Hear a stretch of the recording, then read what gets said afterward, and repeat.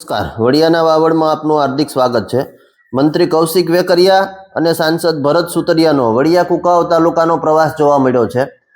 વડિયા કુકાવ તાલુકાના ભાયાવદર, વાવડી, તાલાડી, બરવાડા બાવીસી સહિતના ગામોની અંદર વિવિધ વિકાસ કાર્યોના લોકાર્પણ અને ખાતમુહૂર્ત કરવામાં આવ્યા હતા।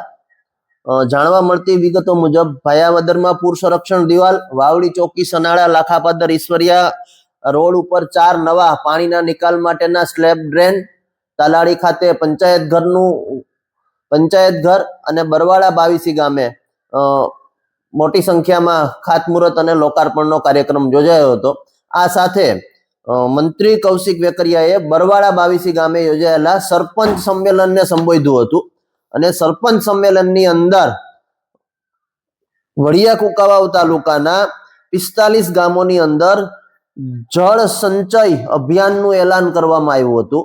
આ જળ સંચય અભિયાનની અંદર વડિયા કુકાવાવ તાલુકાના ગામડે ગામડે તળાવો ઊંડા કરવાની કામગીરી શરૂ કરવામાં આવશે અને તેના માટે સરકાર કટિબદ્ધ હોવાનું જણાવ્યું હતું।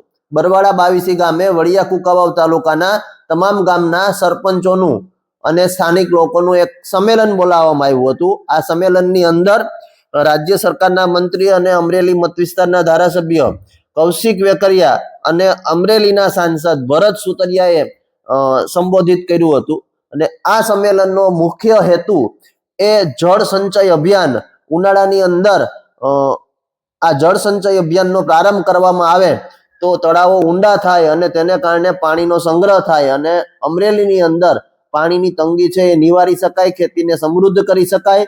આવા શુભ ઉદ્દેશથી વડિયા કુકાવાવ તાલુકાના 45 ગામોમાં જળ સંચય અભિયાનનો પ્રારંભ કરાવવામાં આવ્યો હતો અને વડિયા કુકાવાવ તાલુકાના 45 ગામોની અંદર તળાવો ઊંડા કરવાની કામગીરી હાથ ધરવામાં આવશે તેવું મંત્રી કૌશિક વેકરિયા દ્વારા જણાવવામાં આવ્યું હતું અને જળ સંચય અભિયાન માટે રાજ્ય સરકાર કટિબદ્ધ હોવાનું જણાવ્યું હતું।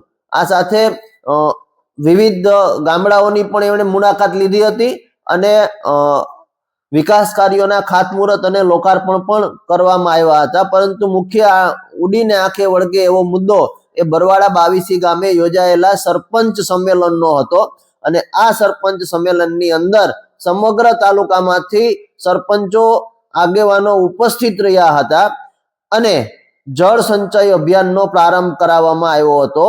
વડિયા કુકાવાવ તાલુકાના 45 ગામોમાં જળ સંચય અભિયાનનો પ્રારંભ મંત્રી કૌશિક વેકરિયાએ કરાવ્યો છે અને એ જળ સંચય અભિયાનથી ગામડે ગામડે તળાવો ઊંડા કરવાની કામગીરી હાથ ધરાશે।